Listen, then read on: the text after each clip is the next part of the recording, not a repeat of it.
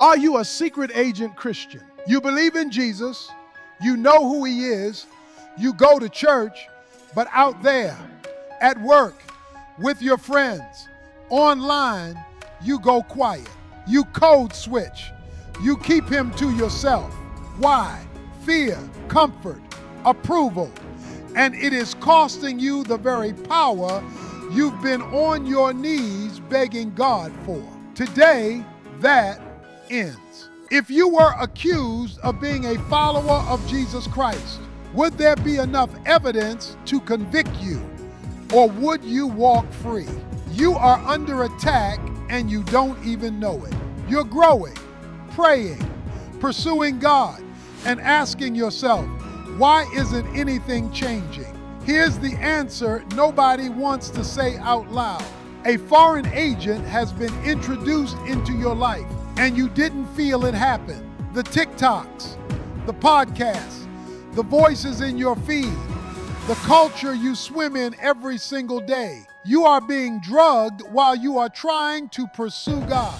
John says, test the spirits, not because you're weak, because you're targeted. Not every voice claiming God is from God.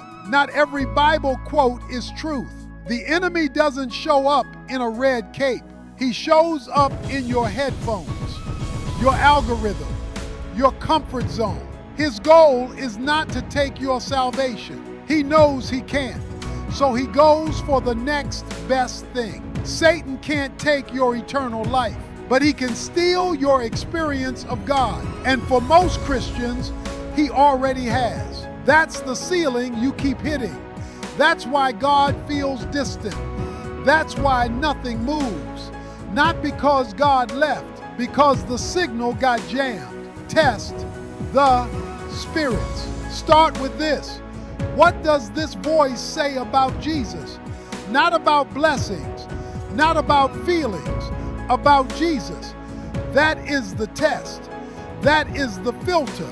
Run everything through it. You're being drugged by the culture while you're trying to pursue God, and you wonder why you're not making progress. Everything breaks down to this one name, one question. That's all. Who is Jesus? Not, do you believe in God? Not, are you spiritual? Specifically, who is Jesus Christ? Because your answer to that determines everything else. The false teachers of John's day tried to split Jesus in two. The physical man, bad. The spiritual Christ, good. They separated what God put together, and it was destroying people's faith from the inside. Here is the answer, the full answer, the only answer that holds. Fully God, fully man, two natures, one person, unmixed, forever. Because he's fully man, he can be thirsty. Because he's fully God, he can walk on water. Because he's fully man, he can be hungry. Because he's fully God, he can turn sardines and crackers into a Moby Dick sandwich. Because he's fully man, he can die. Because he's fully God, he walks out of the grave on Sunday morning. Both at the same time, always. God is spirit. You can't see spirit. You can't touch spirit. So God put on skin, walked into history, lived in front of witnesses, died, rose. The more you know about Jesus with skin on, the better you understand the God you cannot see. Want to know God better? Study Jesus harder. They're the same. God put on skin so you could see what God looks like in person. Getting to know Jesus helps you understand the Father you can't see. Stop being ashamed of him. John 12. Many rulers believed in Jesus. Real belief, genuine faith, saved. And then it says they were not confessing him. Why? Fear. They loved the approval of men more than the approval of God. So they kept quiet, stayed in their lane, kept Jesus in the building. Sound familiar?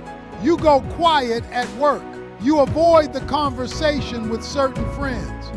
You'll post anything but not that because you want to be liked, included, safe. That is not safety.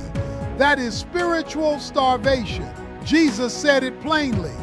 Matthew 10, confess me before men, I confess you before my Father. Deny me before men, I deny you before my Father. That's not a threat.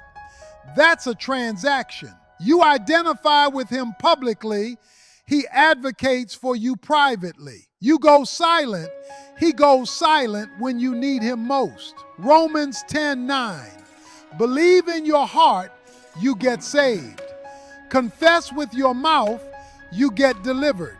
One gets you in, the other turns the power on. And so many Christians are saved, but the power is off.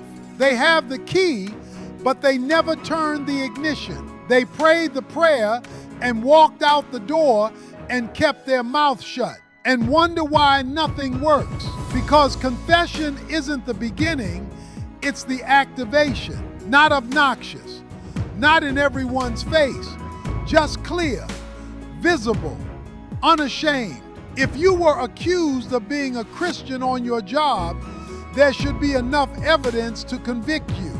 Not suspected, convicted, full-time Christian, not part-time saint, not Sunday only, full-time. Believe in your heart, you get saved. Confess with your mouth, you get delivered. One gets you in, the other turns the power on. He in you is greater than all of it. Here's what you get when you stop hiding. When you go public, when you become visible, when you take your stand and refuse to be ashamed.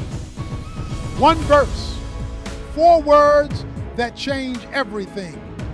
Greater is he that is in you than he that is in the world. Let that sit.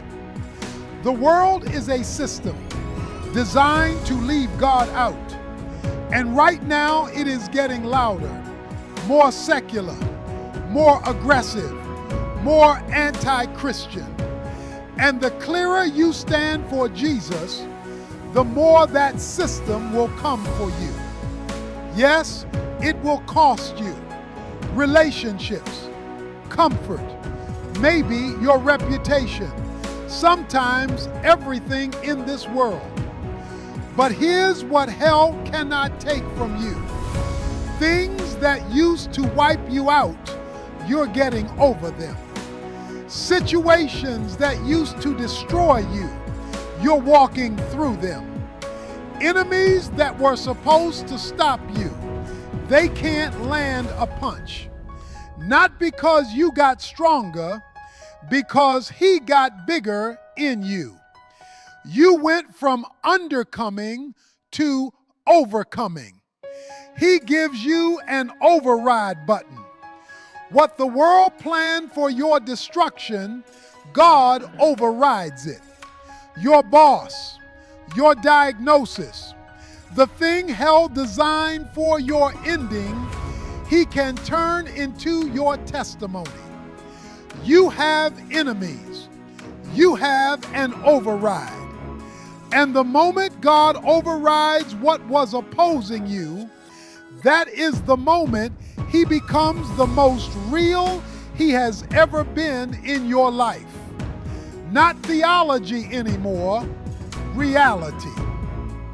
You went from undercoming to overcoming, not because you got stronger, because he got bigger in you. Take your stand right now.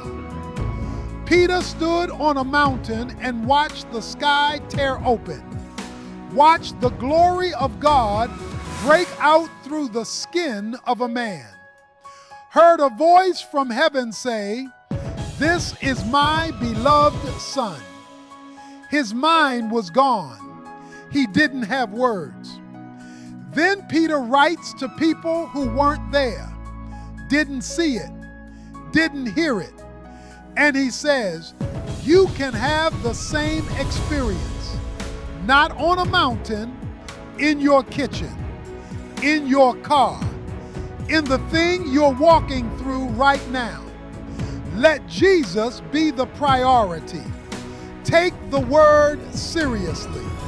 Stop hiding who you belong to, and God stops being a concept and becomes a reality. Not in the sweet by and by, in the nasty here and now. Yes, there will be resistance. The pressure on the outside is real, but the pressure on the inside is greater, and greater always wins. Say this out loud. Mean it with your life. I'm going to love you, but I'm not going to let you make me leave him. That's the line. In every room, every relationship, every moment the world asks you to be quiet about Jesus. I love you, but I'm not leaving him. Full-time Christian, starting today. If this hit you, share it with someone who's hiding right now. They need this today. Drop a comment below. Where are you going to stop hiding Jesus this week? I read every single one. See you in the next one.